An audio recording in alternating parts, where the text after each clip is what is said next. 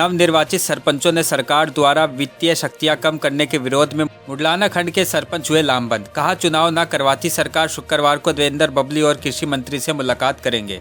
गोहाना में हाल ही में बड़े जोर शोर से प्रदेश के मुख्यमंत्री मनोहर लाल खट्टर द्वारा नवनिर्वाचित सरपंचों को ऑनलाइन शपथ दिलवाई थी।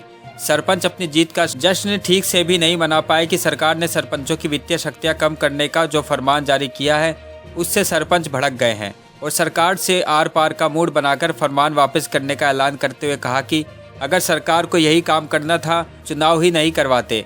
गोहाना शहर की एक धर्मशाला में मुडलाना खंड के सभी सरपंच एकत्रित हुए। महमूदपुर गांव के सरपंच सतपाल मान ने कहा कि जब सरकार ने विधायक या मंत्री चुनाव जीतकर अपना अपना काम कर रहे हैं तो सरपंचों को भी उनके दिए गए अधिकार क्षेत्र का काम करने दिया जाए।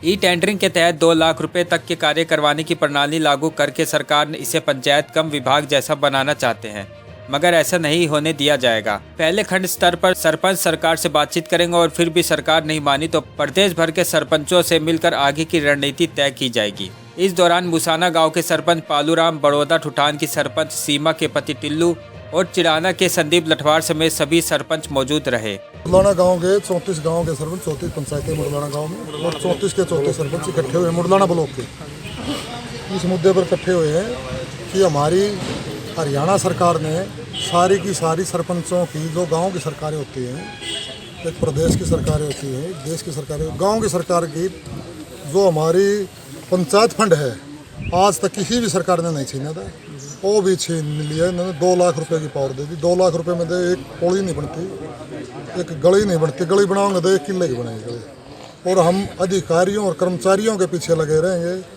बिना दाढ़ी के हम मजदूर बना दिए। चुनाव करवाने की ज़रूरत क्या थी? अधिकारी कर्मचारियों काम करवाने होते थे। ये है जो PWD मार्केटिंग बोर्ड की तरह इसको भी एक विभाग बनाना चाहते हैं। लोकतंत्र सिस्टम को ख़त्म करना चाहते हैं।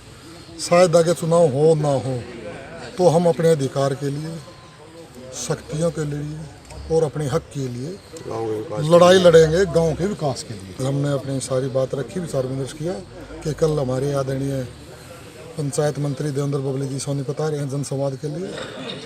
तो हमने विचार विमर्श किया आदरणीय देवेंद्र बबली जी को, पंचायत मंत्री जी को अपने हकों की मांग पत्र सौंपेंगे, होकर की लड़ाई लड़ेंगे, उनसे विचार करेंगे कि हमारे हक दे दो हम सरकार के साथ। अगर हमारी मांगे नहीं मानी तो हम शांतिपूर्वक हिसाब से अपने हक, शक्तियाँ और अधिकार की लड़ाई सारे हरियाणा सतर पर सरपंचों को और मेंबरों को इकट्ठा करके लड़ाई लड़ेंगे। हम प्रेम प्यार से, रिक्वेस्ट से, प्रार्थना से अपना हक लेना चाहते हैं और संविधान में हक की लड़ाई लड़ना कोई बुरी बात नहीं है।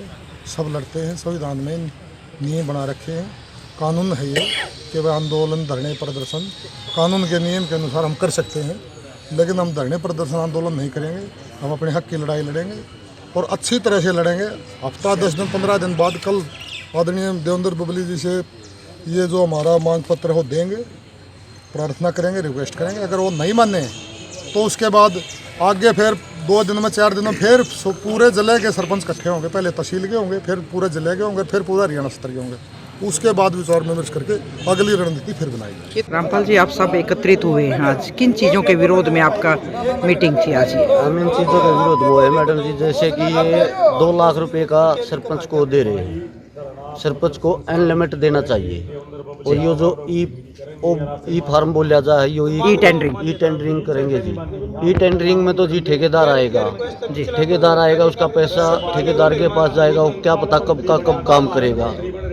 ये गांव वाले ये लट दे रहेंगे, हमारा काम नहीं हो रहा। और ई टेंडरिंग में ठेकेदार के अंडर में जाएगा। ठेकेदार का क्या पता जी कब काम करे कब नहीं करे।